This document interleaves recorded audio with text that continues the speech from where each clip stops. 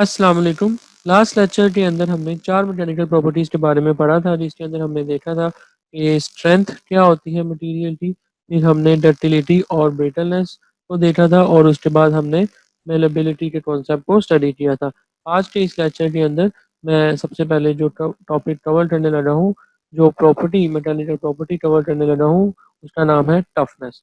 Toughness जो है basically इसको हम डिफाइन इस तरीके से करते हैं, it's a property of a material bye virtue of which a material absorb maximum amount of energy before fraction. तो ऐसे मटेरियल जो फ्रैक्शन से पहले maximum amount of energy absorb करने की सलाहियत रखते हैं, उन मटेरियल को हम जो उसकी प्रॉपर्टी होगी उसको हम टफनेस का नाम देते हैं, और ये अंदर मैकेनिकल एनर्जी जो है उसके अंदर आता है। जैसे हमने मैकेनिकल प्रॉपर्टीज़ की बात की थी, जिसके अंदर फोर्स और एनर्जी के थ्रू आप उसकी प्रॉपर्टीज़ को जो स्टडी कर रहे थे, जो हमने लास्ट लेक्चर में देखा था।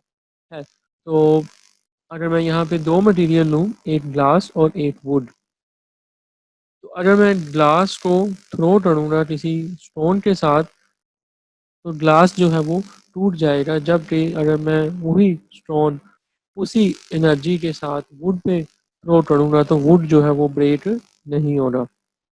तो बेसिकली जो भी मेरे स्टोन का मास है और मैं उसको जिस वेलोसिटी के साथ मारूंगा, तो मेरी जो काइनेटिक एनर्जी है ग्लास के ऊपर और वुड के ऊपर सेम है, लेकिन ग्लास जो है वो ब्रेक हो जाएगा जबकि वुड जो है वो ब्रेक नहीं होगा, जस्ट बिकॉज ऑफ कि ग्लास जो है वो एनर्जी अब्जॉर्ब करने की सलाहियत उसमें कम है एज कम्पेयर टू वुड।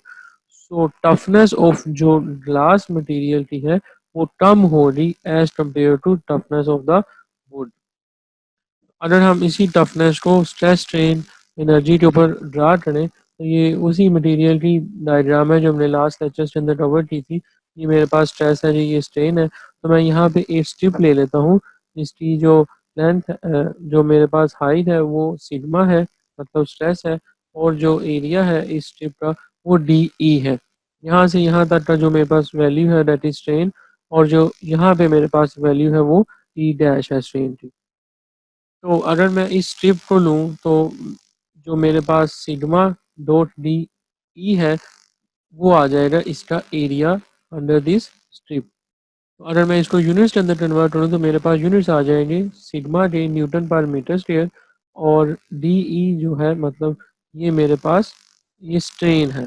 तो इस स्ट्रेन क्योंकि मेरे पास नॉन डायमेंशनलेस, मतलब कि कोई उसकी डायमेंशनलेस क्वांटिटी है, उसके कोई भी यूनिट नहीं होते, तो मेरे पास जो यूनिट हो जाएंगे वो न्यूटन पर मीटर स्क्वायर हो जाएंगे। तो एनर्जी जो है उसको हम कहते हैं इट्स बेसिकली अ पर यूनिट वॉल्यूम, और एनर्जी को अगर हम इन टर्म्स ऑफ यूनिट्स में लिखें दैट इज न्यूटन मीटर पर वॉल्यूम हो जाएगा मीटर क्यूब। तो ये इससे साथ कैंसिल आउट हो जाएगा मीटर क्यूब इस 1 m के साथ, तो मेरे पास आंसर आ जाएगा newton per metre square. So we can say जो एनर्जी पर यूनिट वॉल्यूम है आपकी, जो उसके यूनिट्स है newton per metre square, that is equal to the area जो आपके पास क्रॉस सेक्शनल स्ट्रिप आपने ली है under the stress strain diagram, that is equal to Newton per meter square. So we can say area under the stress strain diagram up to any certain points represent the energy absorbed per unit volume of a material, और area under the stress strain diagram up to fracture, जो ये मेरे पास point है fracture का, इस point तक जो मेरे पास एरिया है that is energy absorb per unit volume up to the fracture. So इसको हम जो है नाम देते हैं modulus of toughness. Modulus of toughness क्या है कि जितना मेरे पास एरिया ज़्यादा होगा उतनी ही मेरे पास मॉडुलस ऑफ टफनेस ज़्यादा होगी, मतलब कि मेरे मटेरियल की टफनेस उतनी ही ज़्यादा होगी। जैसा कि ग्लास है, ग्लास की सूरत में मेरे पास टफनेस कम है एज कम्पेयर टू वुड। तो बेसिकली हम ये कह सकते हैं कि जो स्ट्रेस स्ट्रेन डायग्राम में जितना ज़्यादा एरिया होगा उतनी ज़्यादा आपके मॉडुलस ऑफ टफनेस की वैल्यू होगी, जो कि रिप्रेजेंट करेगी कि आपका मटेरियल उतना ज़्यादा टफ है, स्ट्रॉन्ग है, जिसकी एनर्जी ऑब्जॉर्व करने की पावर जो है ज़्यादा है एज कम्पेयर टू अदर। अब हम बात करते हैं अपनी नेक्स्ट प्रॉपर्टी की, दैट इज़ रेजिलियंस। लेकिन रेजिलियंस पे जाने से पहले मैं आपको स्ट्रेन एनर्जी के बारे में बताना चाहूँगा। स्ट्रेन एनर्जी जो है इसको हम यू के साथ डोनेट करते हैं और इसकी जो फॉर्मल डेफिनेशन है वो कुछ इस तरह से है कि strain energy store in a body due to the deformation. Body की डिफॉर्मेशन से जो आपकी एनर्जी स्टोर होती है उसको हम स्ट्रेन एनर्जी का नाम देते हैं। फॉर एग्जांपल अगर मैं स्ट्रिंग को जो स्प्रिंग है मेरे पास उसको मैं कंप्रेस करूँगा, उसको कंप्रेस करने की सूरत में मेरे पास जो एनर्जी उसके अंदर उसकी डिफॉर्मेशन के दौरान स्टोर हो रही उसको हम स्ट्रेन एनर्जी का नाम देते हैं। So we can say strain energy of U, जिसको यू के साथ हम रिप्रेजेंट करते हैं, it's equal to the work load for the deformation, जिसको डब्ल्यू के साथ डोनेट करते हैं। मतलब है जब मैं स्प्रिंग को डीफॉर्म कर रहा हूँ ड्यूरिंग देयर डिफॉर्मेशन, जो मैं वर्क लोड उस पर अप्लाई करूंगा that is equal to the strain energy. और जो लोड है उसको हम तीन तरह से अप्लाई कर सकते हैं, that is first one is the gradual load, second one is the sudden load and third one is the impact load. Gradual load का मतलब ये है कि मैं जब अपनी बॉडी के ऊपर फोर्स अप्लाई करूंगा तो मैं अपने जो लोड है उसको ग्रेजुअली इंक्रीज करूंगा और वन बाय वन उस मतलब स्टेप बाय स्टेप मैं उसे इंक्रीज करता जाऊंगा अपने मटेरियल की डिफॉर्मेशन को परफॉर्म कराने के लिए, उसकी मतलब टेस्टिंग करने के लिए। सडन लोड में क्या हो रहा है कि जितना टोटल अमाउंट ऑफ लोड मैंने अप्लाई करना है वो एक ही दफ़ा में मैं लगा दूंगा, रादर देन कि मैं उसे ग्रेजुअली अप्लाई करूँ और आस्ता आस्ता इंक्रीज करूँ। And the last third one is the impact load. Impact load में क्या हो रहा है कि मैं जितना रिक्वायर्ड मुझे लोड अप्लाई करना है उसको मैं एक सर्टेन अमाउंट ऑफ हाइट के साथ उसे थ्रो करूंगा अपने उस स्पेसिमन के ऊपर, अपने उस ऑब्जेक्ट के ऊपर। उसके नतीजे में जो लोड अप्लाई होगा वो मेरे पास इम्पैक्ट लोड होगा।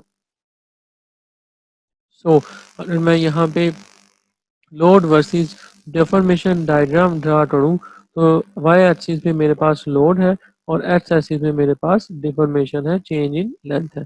तो यहाँ पे अगर मैं अज्यूम करूँ कि जो मेरे पास मटेरियल है वो मॉडुलस ऑफ इलास्टिसिटी को बिहेव करता है, मतलब कि वो उसको फॉलो करता है, तो जो उसकी लाइन होगी वो लीनियरली प्रोपोर्शनल होगी। जितना मैं लोड अप्लाई करूंगा उतनी ही मुझे प्रोपोर्शन से उसकी डेफॉर्मेशन जो है वो देखने को मिलेगी। तो एक सर्टन पॉइंट जो ए पॉइंट है जहाँ पे आपके पास लोड की वैल्यू मैक्सिमम होगी, तो यहाँ पे जो मेरे पास एरिया अंडर द कर्व है that is equal to 1/2 P time change in length, मतलब जो उसकी डिफॉर्मेशन परफॉर्म हुई है, काज हुई है, इसको हम कहेंगे you. You is basically the strain energy. ठीक है।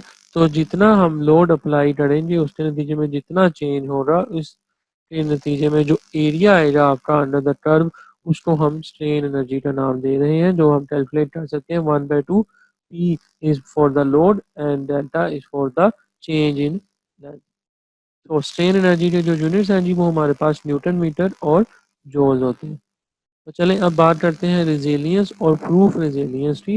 रेजिलियंस क्या है? Resilience is basically the amount of energy और a strain energy that is absorb within the elastic limit.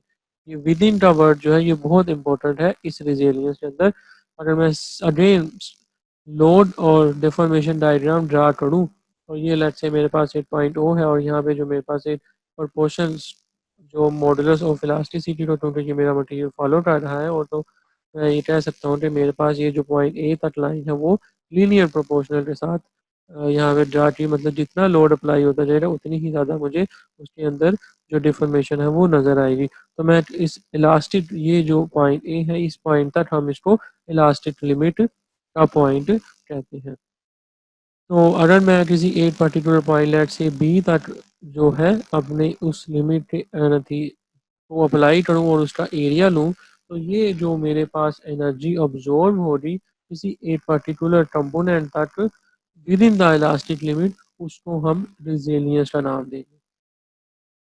Proof resilience और रेजिलियंस में फ़र्क सिर्फ और सिर्फ एक वर्ड का है, दैट इज अप टू और with in.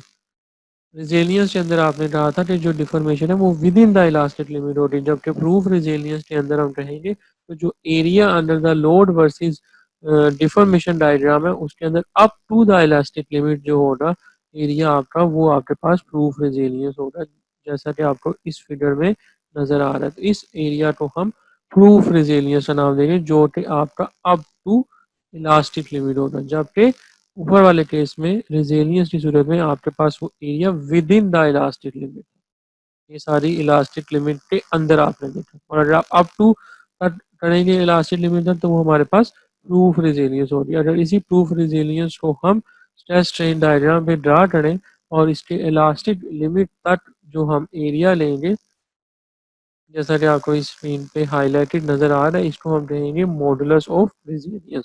So modulus of resilience is basically the area under the stress strain diagram up to the elastic limit is the modulus of resilience.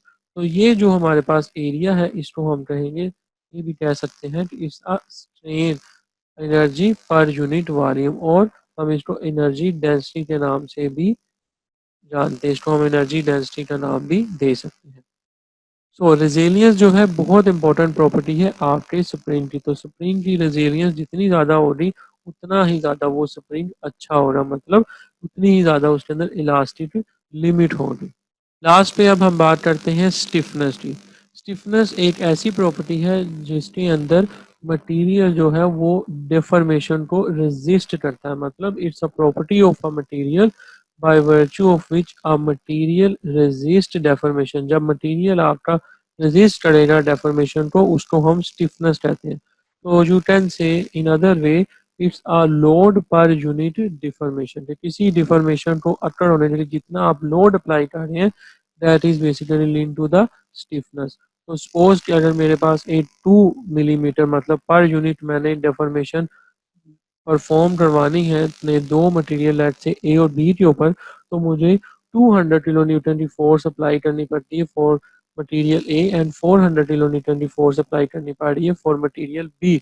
So we can say कि जो material B है वो ज़्यादा stiff है, वो ज़्यादा सख्त है as compared to material A stiffness, मतलब कि मुझे मटेरियल बी के ऊपर ज़्यादा फोर्स लगानी पड़ेगी उसकी डिफॉर्मेशन को परफॉर्म करवाने के लिए, जबकि मटेरियल ए के ऊपर मुझे कम फोर्स के साथ ही वो डिफॉर्मेशन परफॉर्म होनी उसके ऊपर स्टार्ट हो जाएगी। तो इस प्रॉपर्टी को हम कहते हैं स्टिफनेस।